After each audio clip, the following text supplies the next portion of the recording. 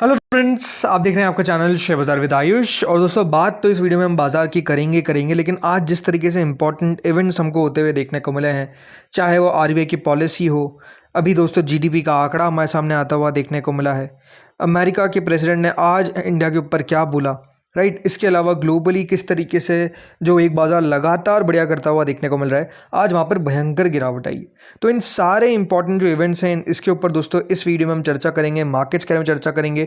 तो वीडियो दोस्तों आप लोग पूरा ज़रूर देखिएगा, लेकिन उससे पहले अभी तक अगर आपने चैनल को सब्सक्राइब नहीं किया है और पहली बार विजिट किया है तो ज़रूर चैनल को सब्सक्राइब कर लीजिए ताकि आपको ये जो इंपॉर्टेंट वीडियोज़ है वो लगातार मिलते रहे। तो दोस्तों, आज के दिन निफ्टी को अगर आप देखेंगे तो हुआ क्या है, लगभग 23,366 पे निफ्टी बंद हुआ है, जो 50 पॉइंट्स की गिरावट होती है, यानी 50 पॉइंट्स दोस्तों आज निफ्टी नीचे बंद हुआ है। आरबीआई पॉलिसी के बाद आप कह सकते हैं निफ्टी में आपको उतार चढ़ाव काफ़ी देखने को मिला, बट बंद होते होते आप कह सकते हैं एक सेलिंग प्रेशर हमको फिर मार्केट्स में आता हुआ देखने को मिला।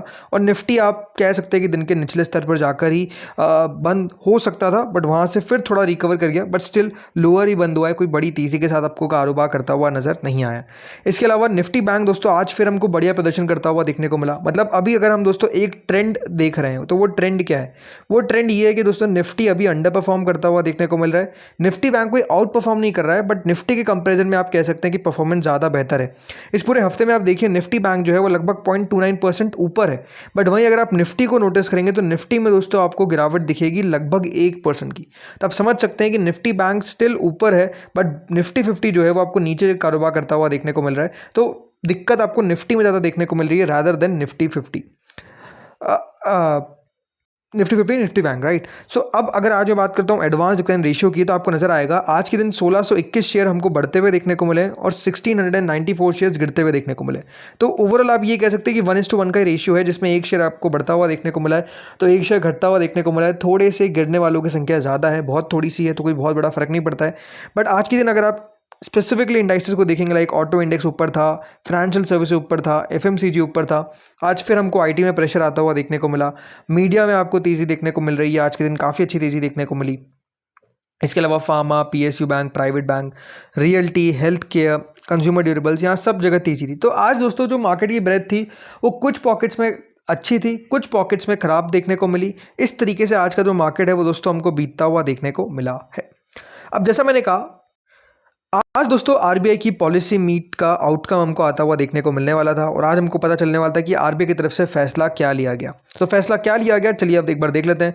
तो दोस्तों आरबीआई ने आज अपनी मॉनेटरी पॉलिसी की जो कमेटी की मीटिंग थी, इसके अंदर यूनानिमसली, मतलब सबने एक ही फैसला लिया है कि रेपो रेट को कोई भी बदलाव नहीं किया गया। जो रेपो रेट दोस्तों पहले था 5.25%, वही हमको देखने को मिला। प्लस जो आरबीआई के गवर्नर है संजय मल्होत्रा, उन्होंने साफ कहा कि हमारा जो यहाँ पर स्टैंस है वो अभी भी न्यूट्रल है, पॉलिसी स्टैंस न्यूट्रली आपको देखने को मिला, वही मेंटेन रखा है to balance inflation anchoring with economic growth. ये आप कह सकते हैं तीसरी बार ऐसा होता हुआ देखने को मिला है जब रेट्स के अंदर कोई भी आपको बदलाव देखने को नहीं मिला है। यानी पॉलिसी रेट, यानी जो रेपो रेट है, माफ करेगा, वो आपको अनचेंज देखने को मिली, उसमें कोई बदलाव देखने को नहीं मिला। पॉलिसी स्टैंस न्यूट्रल देखने को मिला। स्टैंडिंग डिपॉजिट फैसिलिटी यानी जो एसडीएफ रेट जिसको हम बोलते हैं वो 5% पर है, एमएसएफ रेट 5.5% पर है, और जो बैंक रेट है वो भी दोस्तों 5.5% पर आपको देखने को मिलेगी। कहीं भी कोई भी आपको बदलाव जो है वो देखने को नहीं मिला है। यानी जो पहले पॉलिसी स्टैंस था वही आपको सेम देखने को मिला, जो पॉलिसी रेट था वही आपको देखने को मिला। प्लस यहाँ पर आरबीआई की तरफ से कोई भी बड़ा बदलाव जो है वो इस बार नहीं किया गया स्पेसिफिक टू पॉलिसी। लेकिन जैसा मैंने आपको कल भी कहा था, जो एक इंपॉर्टेंट बात रहेगी वो था दोस्तों आरबीआई की कमेंट्री। यहाँ पे क्या वो कह रहे हैं आगे को लेकर, मतलब उनका फ्यूचर को लेकर क्या पर्सपेक्टिव दिख रहा है, वो इंपॉर्टेंट था। तो अब मैक्रो इकोनॉमिक फोरकास्ट क्या किए गए आरबीआई के द्वारा, ये आप देखिए। सबसे इंपॉर्टेंट बात तो जीडीपी की ग्रोथ को दोस्तों कट किया गया, ट्रिम किया गया। जी हाँ, आरबीआई ने अपना जो जीडीपी का रियल जीडीपी ग्रोथ का एक्सपेक्टेशन था, जो प्रोजेक्शन था, उसको यहाँ पर 6.6% पर लेकर आ गए, जो पहले 6.9% था। अब ये इंपॉर्टेंट दोस्तों होता है बिकॉज इसका सीधा बात क्या है कि आपको जो इन्फ्लेशन बढ़ता हुआ देखने को मिल रहा है उसका इम्पैक्ट आपको जीडीपी पर भी आता हुआ देखने को मिलेगा। और जो डाउनवर्ड रिवीजन है ये बेसिकली बताया गया है जिस तरीके से ग्लोबल सप्लाई चेन अभी बाधित है और जिस तरीके से एनर्जी मार्केट्स में बहुत वॉलेटिलिटी है, उसका इम्पैक्ट जीडीपी की ग्रोथ पर आता हुआ दिखेगा।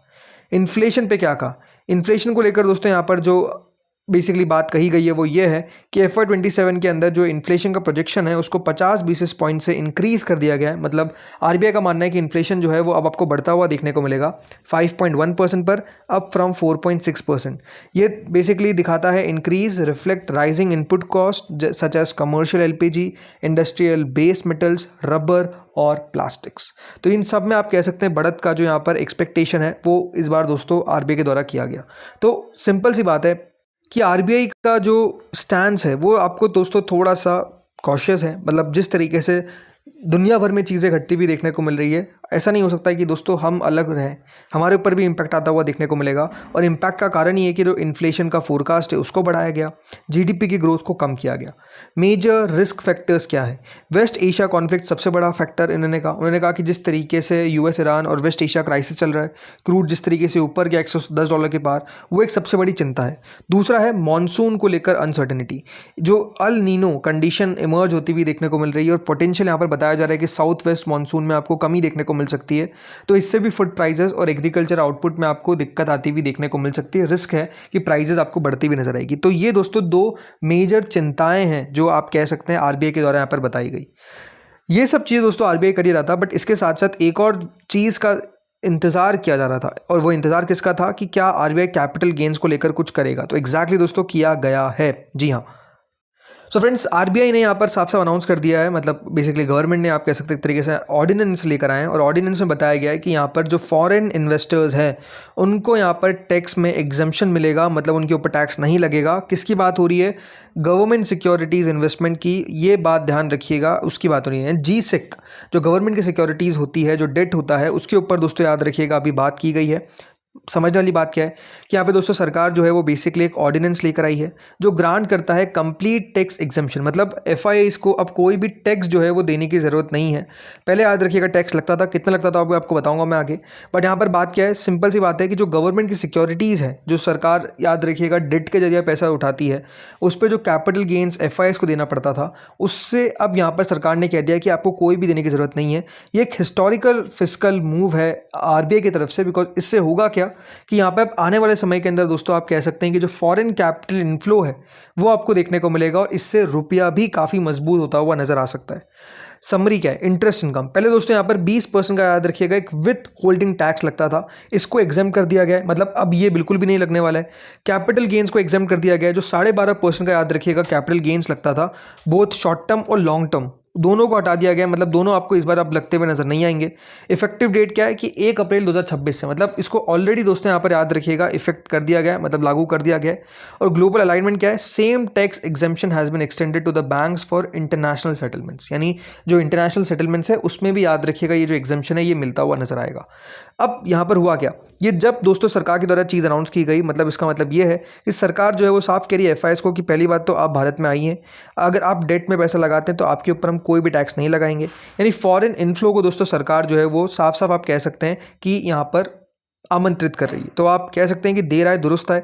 जिस तरीके से पहले दोस्तों कहा जाता था कि एफआईआईज की ज़रूरत नहीं है, सब समझ में आ गया। देखिए जिस तरीके से रुपए की हालत ख़राब हुई, एफआईआईज की कितनी ज़रूरत है, अदरवाइज सरकार ये नहीं करती। बट जैसा मैंने कहा देर आए दुरुस्त आए वाली बात है। अब यहाँ पर जैसा हुआ इसका इम्पैक्ट देखिए किस तरीके से आया कि जो रुपया है वो 2 महीने के सबसे बड़े गेन के साथ दोस्तों बंद होता है। 95 के भी नीचे रुपया आ चुका है, 94.94 वर्सेज यूएस डॉलर। मतलब आप समझिए कि इसका इम्पैक्ट किस तरीके से देखने को मिला कि रुपया जो है वो आपको बड़ा मजबूत आज के दिन होता हुआ देखने को मिल गया, क्योंकि आरबीआई ने बेसिकली ये जो फैसला लिया है, सिंपल सी बात है, करेंसी को डिफेंस करने के लिए लिया है कि हमारी जो करेंसी है वो गिरे ना, रुपया जो है वो $100 तक ना पहुंच जाए। राइट, साफ आप समझ सकते हैं कि सरकार को भी चिंता है कि ये जो लेवल है ये हमको आता हुआ देखने को नहीं मिलना चाहिए, और ये लेवल नहीं आएगा, यही पूरा फोकस था। और इससे होगा क्या, एटलीस्ट एफआईआईज को लगेगा कि हाँ ये देश चाहता है कि एफआईआई निवेश करे। तो ये अब अपने आप में अच्छी बात है। अभी आप कह सकते हैं कि दोस्तों ये बिल्कुल गवर्नमेंट की सिक्योरिटीज़ पे किया गया है, तो क्या स्टॉक मार्केट में भी आगे चलकर इसके ऊपर कुछ किया जाएगा? क्या एफआईआईज, डीआईआईज, हमारे जैसे रिटेल, क्या हम लोगों के लिए भी कोई टैक्स को लेकर कट जो है वो किया जा सकता है? ये अब अपने आप में एक सवाल निकल कर आता है। अब देखते हैं आगे होता क्या है। बट हाँ, एक पहला जो स्टेप है ना वो तो दोस्तों ले लिया गया है।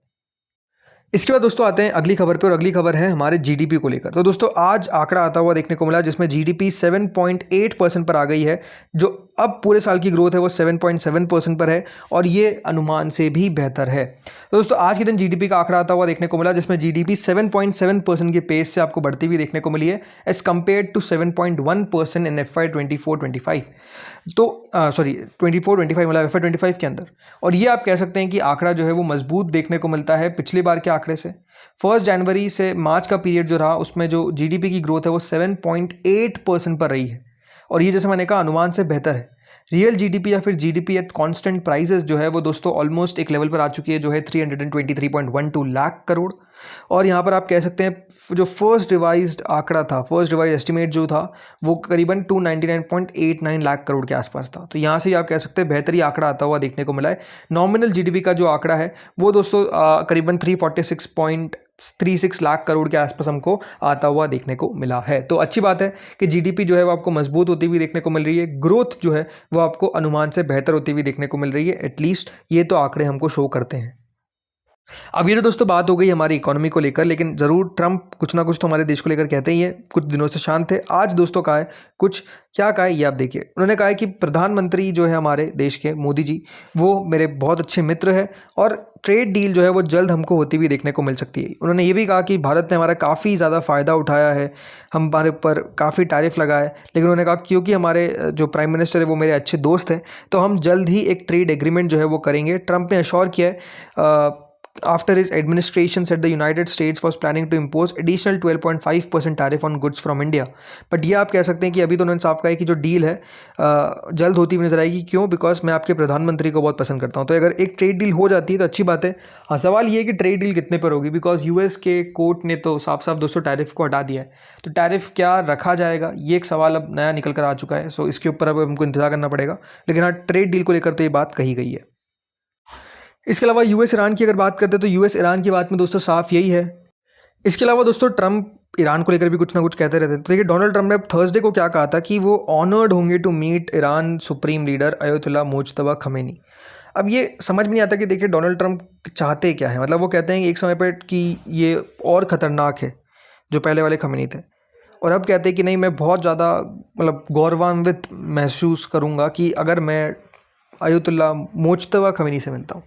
सो समझ नहीं आता कि देखिए ट्रंप इनको पसंद करते हैं या फिर नहीं करते हैं, क्या कहते हैं कुछ समझ नहीं आता। बट सिंपल सी बात है, देखिए युद्ध को रोकने की कोशिश कर रहे हैं, कुछ ना कुछ हमले होते रहते हैं। बट स्पेसिफिकली अगर हम देखा जाए जो है कच्चा तेल, तो वो दोस्तों उतना कुछ रिएक्शन नहीं दे रहा है, बल्कि कच्चा तेल आज भी अगर आप देखेंगे तो कमज़ोरी है, कोई बहुत बड़ी कमज़ोरी नहीं है, बट स्टिल लाल में ही है, और WTI क्रूड भी लाल में ही है। तो दोनों में आपको गिरावट ही देखने को मिल रही है, मोटा मोटी, या तेज़ी नहीं है ये आप कह सकते हैं। तो ये भी अपने आप में ज़्यादा इम्पैक्टफुल बात नहीं है। अब एक बार ग्लोबल इक्विटी मार्केट्स का हाल देखें तो दोस्तों ग्लोबल इक्विटी मार्केट्स में जर्मनी के बाजार ऊपर है, फ्रांस के मार्केट्स ऊपर है, ब्रिटेन के मार्केट्स ऊपर है। तो यहाँ पर तो आपको तेज़ी देखने को मिल ही रही है, वहाँ पर कोई दिक्कत वाली बात नहीं है। लेकिन हाँ, आज दुनिया का एक बाजार जिसका नाम है दोस्तों साउथ कोरिया, वहाँ पे हमको जो एक अच्छी खासी गिरावट देखने को मिली है। जो कॉस्पाई दोस्तों उनका इंडेक्स है वो लगभग 6.4% आज के दिन गिरता हुआ देखने को मिल गया है, और ये कह सकते हैं कि थोड़े से अब क्रैक्स जो है वो देखने को मिल रहे हैं इनके बाजार के अंदर।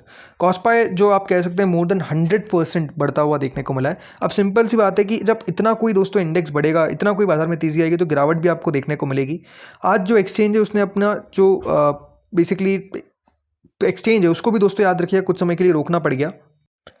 मतलब ये आप कह सकते हैं कि ट्रेडिंग रोकनी पड़ गई। इस तरीके से गिरावट हमको जो है वो बेसिकली बनती हुई देखने को मिल रही है, और एक सडन वार्निंग है बेसिकली जिस तरीके से आर्टिफिशियल इंटेलिजेंस ट्रेड होता हुआ देखने को मिला है, उसको लेकर अब थोड़ी सी चिंता है, वहाँ पर भी हमको आती हुई देखने को मिल रही है। तो फ़ायदा तो उठाया उन्होंने, बट अब थोड़ा सा नुकसान भी होता हुआ दिख रहा है, ऐसा बताया जा रहा है। सो अब देखते हैं यहाँ पर होता क्या है। बाकी दोस्तों इस वीडियो में इतना ही था। होपफुली वीडियो आपको बढ़िया लगा होगा। अगर अच्छा लगा तो लाइक कर देना, चैनल से पहली बार जुड़ो सब्सक्राइब कर देना। Thank you friends watching this video.